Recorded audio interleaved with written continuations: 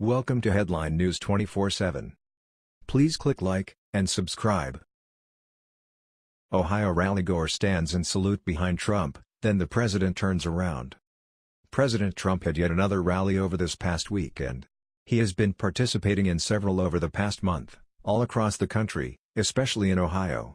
The focus of the rallies has been in supporting vulnerable blue state Republicans and vulnerable red state Republicans in preparation for primaries as well as the general election come November. By coming to the state and rallying the base, the White House is hoping that they will be able to garner the necessary support for their vulnerable Republican colleagues to win re-election and maintain the majority in the House of Representatives and the Senate. The Daily Caller reported.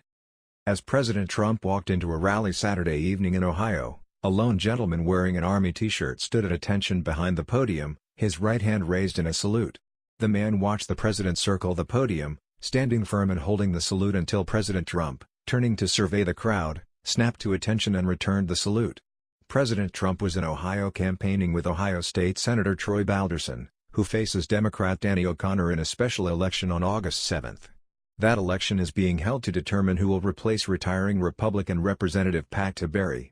Also standing alongside the president at Saturday's rally was Ohio Representative Jim Jordan, who just recently announced that he would be throwing his own hat into the ring to replace retiring House Speaker Paul Ryan.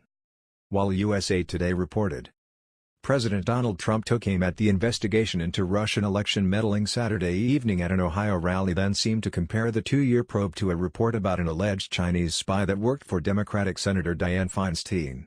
After talking about the ongoing trade war with China and tariffs that the administration has placed on $200 billion worth of Chinese goods, Trump talked about the report, threats to the U.S. and the Russia investigation. Speaking of China, it just came out that the Democratic leader and the leader of the Russian investigation, Dianne Feinstein, had a Chinese spy as her driver for 20 years. Trump told the crowd. And she's leading the Russian investigation, if that's what you call it. How about she's leading the Russia witch hunt?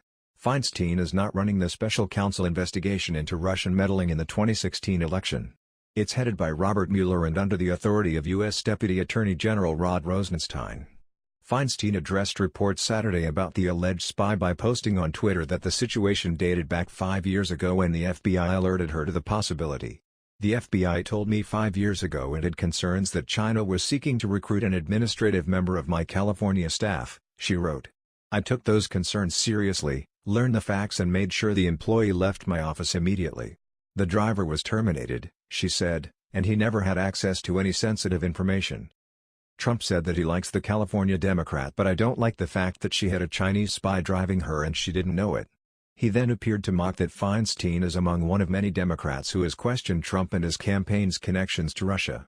Then she says to me, well, what did you know about this and that? I mean, give me a break, come on folks, Trump told the crowd. Trump told the crowd that he expects more attacks and meddling attempts because of his tough policies and because of how hard he's been on China. We got to stop meddling. We got to stop everyone from attacking us, but there are a lot, he said. I guarantee you it's gonna happen really big now because we are taking our wealth back. Even though the president took some jabs at Democrats in the Senate, the most powerful moment of the evening was when he interacted with that veteran, locked eyes with him, and saluted back. The president has made it clear that he loves the United States, he wants to put it first, and that he will aim to do so in trade negotiations and diplomacy. This is why our veterans love our president so much and want to go out of their way to pay homage to him and show their respect. They understand what it is like to have a president that values our armed services, puts them first, and honors the sacrifices they have made.